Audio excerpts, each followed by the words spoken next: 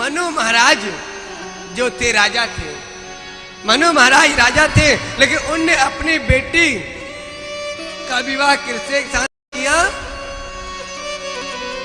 कर्दम ऋषि के साथ। और कर्दम ऋषि के साथ करने के बाद में क्या करते हैं? उनके ही कर्दम ऋषि के पत्नी जो थी देवहूति थी, और देवहूति के गर्भ से 9 कन्या और एक साक्षात नारायण हुए। और नारायण ने जब जन्म लिया, कपिल भगवान के अवतार में जन्म लेकर के आते हैं। बोलो कपिल देव भगवान की जय। और जन्म लेकर के भगवान जो थे कर्दम ऋषि विचार करते हैं कि मैं साक्षात मेरे घर में मैं नारायण के रूप में आए हैं, मैं तो अब जाऊंगा। क्योंकि उनका शर्त था, किसका? कर्दम ऋषि का। गृहस्थ जीवन नहीं अपना रहे थे, बैरागी थे, सन्यासी थे, लेकिन ब्रह्मा जी के कहने पर इनने स्वीकार किया गृहस्थ आश्रम को। और हकीकत देखा जाए 4 आश्रम हैं, और 4 आश्रम में सर्वश्रेष्ठ आश्रम माना जाए तो गृहस्थ आश्रम है। गृहस्थ आश्रम से बड़ा कोई नहीं। ये ब्रह्मा जी ने महाराज कर्दम ऋषि को समझाया, और समझाने पे कहा कि हे ऋषिवर, मेरी आज्ञा है कि तुम शादी करो, गृहस्थ जीवन में अपनाओ। इनने शर्त रखा कि मैं गृहस्थ जीवन में जाऊंगा, लेकिन एक शर्त महाराज। बोले क्या? मेरे घर में आकर के मेरी पत्नी के गर्भ से भगवान अवतार लेकर के आएंगे, तभी मैं गृहस्थ जीवन अपनाऊंगा। भगवान ने आशीर्वाद दे दिया कि तेरे घर में ही भगवान के रूप में आएंगे, स्वयं भगवान के रूप में अवतार लेंगे। तो आज पहले राजा जो थे ऋषियों को अपनी पत्नियां बच्चियां दिया करते थे, कन्याओं को देने के बाद वही आज कर्दम ऋषि ने अपने 9 कन्याओं का विवाह उन्होंने किसके साथ किया? ऋषियों के साथ, जिसकी हम सब संतान हैं।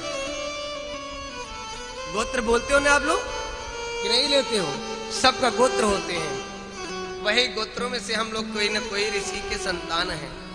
तो ऐसी वो ऋषियों के संतान भगवान कपिल देव जी अपनी माता सांख्य योग का उपदेश देते हैं। और सांख्य उपदेश का आज उपदेश देते हुए माँ ने पूछा कि बेटा मुझे कुछ नहीं, ये बताओ सर्वश्रेष्ठ भक्ति कौन सी है? बहुत लंबे प्रश्न हुआ। पिता कर्दम ऋषि जो थे कहाँ वन को चले गए, भगवान का भजन संध्या आदि करने, वही भगवान का भक्ति करते करते पुनः डूब गए।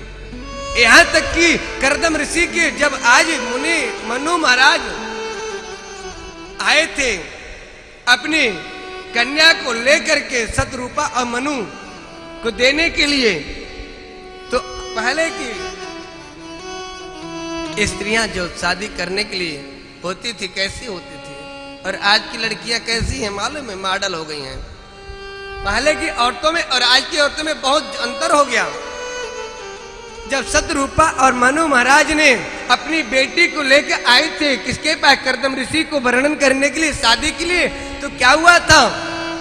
कर्दम ऋषि 3 आसन लगाए थे,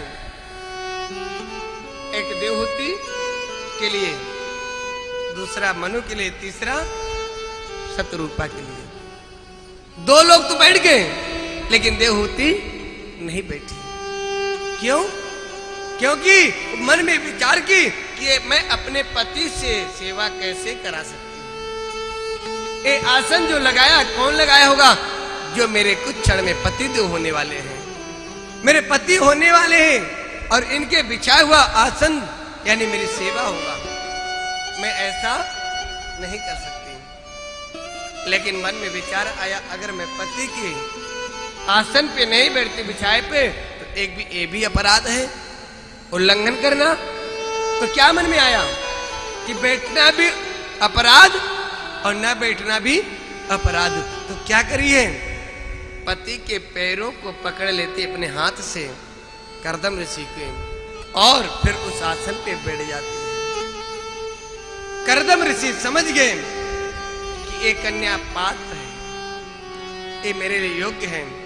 नहीं, आजकल लड़का लड़की देखते हैं, कि लड़की अपने आप को, लड़का अपने आप को पसंद कर ले। आज के लड़का लड़की ये सब नहीं देखते हैं, पता नहीं क्या क्या देखते हैं।